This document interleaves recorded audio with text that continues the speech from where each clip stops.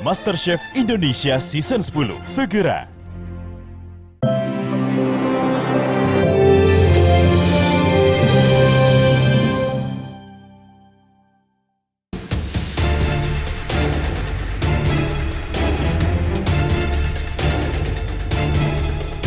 Aktor Rizal Gibran meradang. Ia kecewa dengan salah satu rumah sakit karena lamban menangani istrinya, Sarah Adila, yang sudah kronis akibat sakit lambung. Rizal mengaku sempat membawa istrinya ke salah satu rumah sakit, namun ditangani pihak IGD dengan seadanya. Ia kemudian membawa sang istri ke rumah sakit lain hingga akhirnya ditangani dengan baik. Lantas bagaimana kronologinya? Sekitar 2 minggu yang lalu udah mulai sakit gitu kan, jadi ngerasa agak kurang enak, cuma diobatin biasa. Kebetulan habis ada acara keluarga, ada mertua di sini, dibawa ke rumah sakit gitu. Cuman nggak masuk IGD, langsung ke poli. Cuman ke poli karena vaskesku itu kabupaten, waktu ngurus vaskes kebetulan waktu itu yang ngurusin sahabat dari salah satu rumah sakit gitu kan. Rujukannya vaskesnya itu Cikarang, agak jauh, harusnya vaskesnya itu di daerah sini, dekat sini kan. Ya udah nggak bisa ke poli, akhirnya besoknya saya sendiri nganter ke rumah sakit yang dekat sini dan masuk IGD, cuman sama dokternya cuma dikasih obat nyeri doang. Saya minta kamar untuk penanganan lebih lanjut, itu penanganannya dan kurang tanggap lah, padahal kondisi istri juga udah sakit banget gitu kan. Waduh, saya tanya, dok bagaimana nih dokter jaga kamarnya, bagaimana nih, transit dulu deh di mana. Ya Pak, nunggu aja Pak, nunggu aja, belum tahu nih kapan nih gitu. Padahal ada beberapa tempat transit yang masih kosong gitu kan. Kan harusnya kan skala prioritas kan gitu.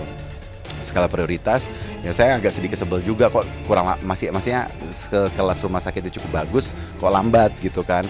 Apalagi masalahnya kan cuma dikasih obat anti nyeri doang, diinfus doang gitu kan. Waduh, gimana nih transitnya di mana nih? Saya nanya, bagaimana transit atau kamarnya? Ya udah tunggu aja, bisa jadi besok.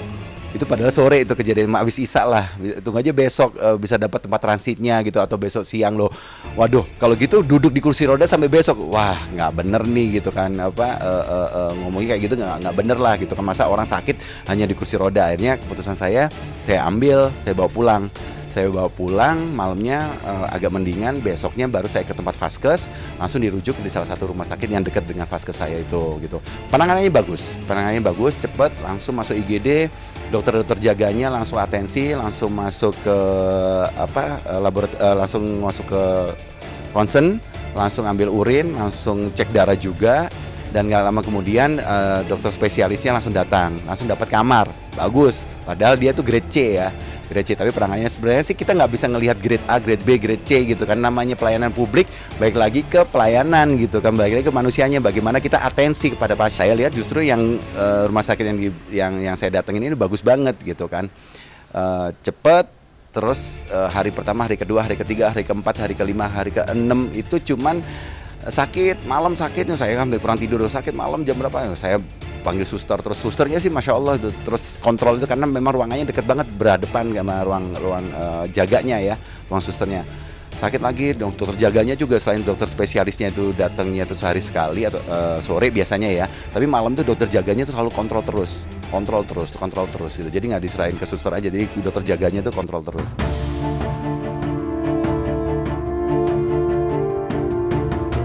Setelah 10 hari menjalani perawatan akibat MAH akut, akhirnya Sarah perlahan pulih.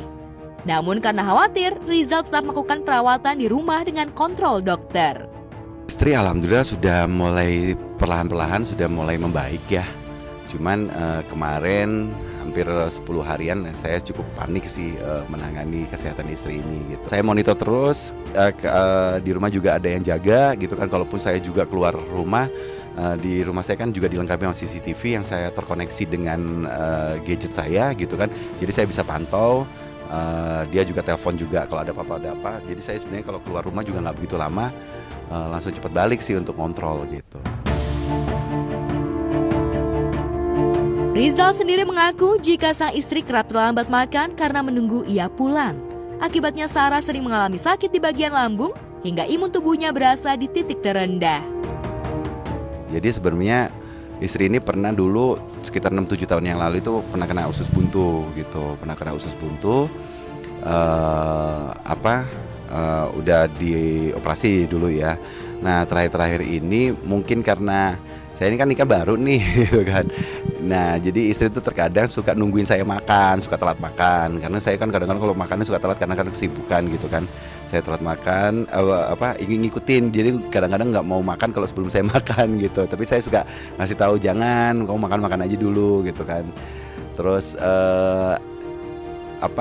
terkadang masih suka pedes gitu. Kopi juga itu kan sebenarnya juga mengangkat GERD-nya juga kan gitu.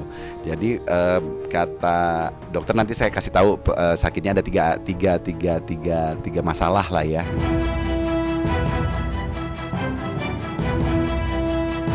Di tengah situasi panik itu, Rizal mengeluhkan soal pelayanan sebuah rumah sakit hingga alotnya mendapatkan rujukan.